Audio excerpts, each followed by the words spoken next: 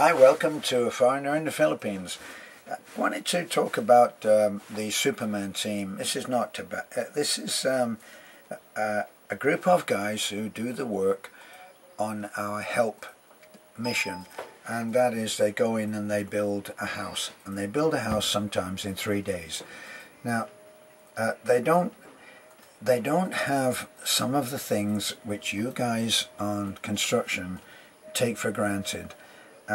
Imagine being sent to a site that's very remote, no electricity, and a lot of the time no water. Imagine that. You've got to find water from somewhere, and you've got to find it, you've got to bring it to the site in buckets, and you've got to make your cement and concrete up like that. Often it's going to a creek and getting the water out of that. Not the most optimum thing. But it seems that people are gradually cottoning on to the fact that these guys, our Superman team, who have built to date 25 houses. That's probably not the one Superman team, because we also use Pastor Gilbert and his little group of guys who have also built several houses over in Ubay, because Ubay is too far for our Superman 1 team to go. Now, a lot of people ask, is there anything, when they ask, we've got visitors who are coming out now from the UK, from America, and they ask, is there anything that we can bring for you that you can't get?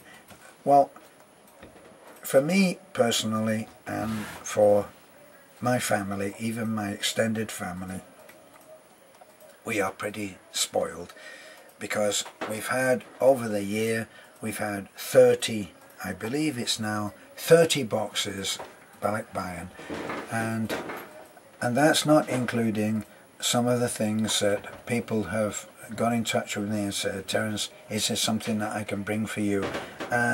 And I remember that Tim, who introduced us to the Ice Bear Resort and invited us up there for a few days, and we later went there.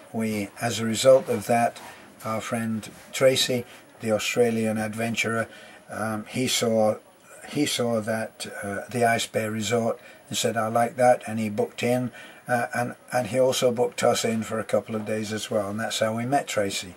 So Tim also asked that very difficult question for me of, what do you need? Well, you know, we don't live in the lap of luxury, but we are extremely blessed.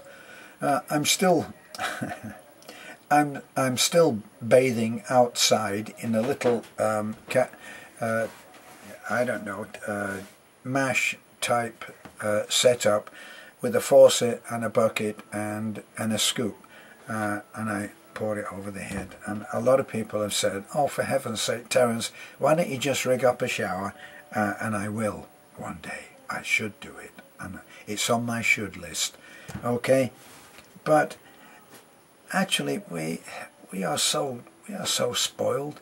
We're so spoiled by the love and kindness of people that, like the book and the film that someone sent me about health, just things that show how much people care about everybody else. And that's always been my point about how being seen to be kind, it's not enough to just be kind, you must be seen to be kind, because being kind and doing a kindness isn't just about what the person you do the kindness for experiences. It's not just about what he experiences, or he or she.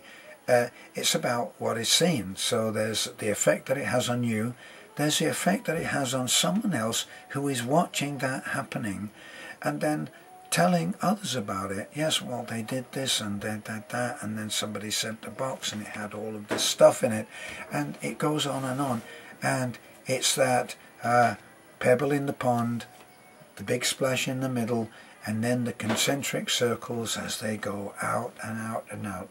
And they continue to affect everyone that is seen. Now, the skeptics will say, yeah, well, they're only interested in it because they're doing this or they're getting that. Well, of course they're interested. Of course the kids are going to go to church if they think they're going to get... Yeah, okay, fine. You'll have deleted, you'll have gone anyway by now. But the other people with a heart, will be looking at this, and they'll actually be seeing how somebody on the other side of the world can be so affected by a simple act of kindness. Now, it's not just about it being on the other side of the world. It can be on the other side of the street. It can be at the end of your hand. It's so easy to do an act of kindness, and we would all benefit from that. Now, in particular, when people say, what can we bring for you? And I must admit that I get selfish then, and I think, oh, what do I need? And then I get stumped, because actually, I always make a joke of this. Nobody laughs, of course, but it's one of my jokes. But I always say, well, if you could get a Jeep Cherokee or a Land Rover Discovery or a Range Rover and put it into a flat pack and send it in a box, that would be nice. But I can't think of too many things that I need. And then I thought about the last box that we got was from John S. And Sir John sent, sorry about the dogs, somebody's walking outside and the dogs are going crazy. So if you can ignore that ambient noise. And John sent, I think it was either 3 or 4 hammers. It seems, unless you're a worker, it might seem like a crazy thing. Well, shouldn't you be sending chocolates or this or that and the other? No, it's a wonderful gift. And now I was able to tell Perry, because I saw him, Perry is one of the Superman team, and I was able to say to him, I got a gift for you, specially sent for you, and it's a hammer that was made in America. And that makes it special. If I said to him, look, I went down the Chinese store and I bought one of those $2 hammers for you, he'd be very pleased. But the thought that it came from America made him smile.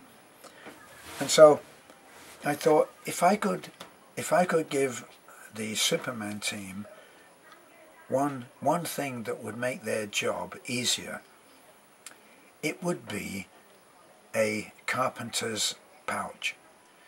Now, carpenter's pouch, you can get them, you can find them at yard sales where people just don't need them anymore, for $1. You can find them so easily, and if I'm amazed at the expense that people go to. Christine Perez Tintin has just sent out the most incredible walker. It's a walking frame, but it's not just a walking frame. It will double because it has wheels on it. It will double as a wheelchair when we take Desiree, which is who she sent the thing for. It's got brakes on it, handles, a seat. It's black anodized metal. It won't rust, it won't get all tacky because it's not chrome, and it's a wonderful gift. But I'm looking now at the idea that if I was to get a gift, a great gift for me would be 4 or 5 pouches. Just 4 to 5 ordinary carpenter's construction worker pouches. Because the last time that I went round and I had a look at the guys working on the last house, I looked at them, and their pouch for the nails that they are using on the roof, they're doing the roofing, and what they've done is they've taken a plastic bottle, kind of not not this big, bigger than this, and they've cut it down, and of course it's a much bigger diameter than that, but they've taken that and they put a string through it and they've tied it around their waist, and that's what they keep the nails in. Well, I just thought then, what a wonderful gift it would be to give them a pouch. So for those of you who have asked me very recently, coming out, what can we get for you, if you can rise to that, even one or two would just be great, because I haven't seen them anywhere. If we could buy them here, it would be great, and I'm sure that someone's going to say, yeah, well, if you go to Cebu and you go to here and you go to there, yeah, we're on Bohol, which is in the province. It's a quiet, no traffic, well, no traffic to speak of. We went to Cebu today, and boy, we were glad to get back just from Cebu. And Cebu is just filled with traffic everywhere. It's actually dangerous crossing the road. So got back to home, got off the boat at Taffy, and was glad to be home. So that would be a tremendous gift if you're coming out and you want to spend out a few bob. That would be a great gift. So that's for the Superman team. Next week I'll be handing out some hammers. I think I have a spare hammer as well that I'll give. We've got, who have we got? We've got Timio, we've got Manorado, we've got Perry the machine. Perry is the machine. When he works concrete, he just never stops. He is a machine. And we've got young Balantoy. And young Balantoy, I feel that when he gets his own hammer, boy, if he had a pouch as well, he would be a man. That's a nice thought. So, thanks for looking. Hope you are inspired to do something for someone. It is an incredible feeling when you actually learn how to just help somebody else. Don't be shy. You can go up. I'm not saying that you won't suffer the embarrassment of actually trying to help somebody. On the ferry today, I saw a very frail looking lady, and we're still ploughing along, but we're getting very close to arriving in a taffy, and she decided that she was going to get up from where she was, thread her way through stuff that was stored on the floor of the ferry. It's a plywood ferry, okay, nothing luxurious, and two people sitting on both sides could reach across and touch hands.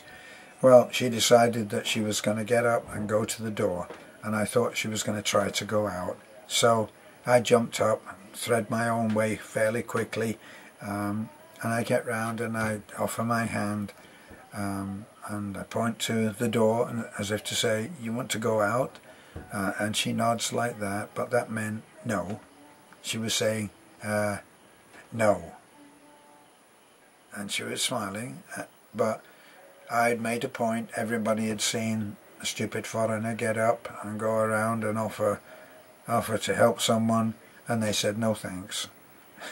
So if you're a little bit reserved, like I'm terribly reserved, you might be embarrassed at that, because it's like those legendary ones where you offer to help an old lady across the road and she smacks you with her umbrella. Well, anyway, I wasn't too embarrassed, but you got to be willing to be rejected, and it's not so bad. Okay, so thanks for looking in. As a foreigner in the Philippines, do a kindness, and do it now. Bye for now.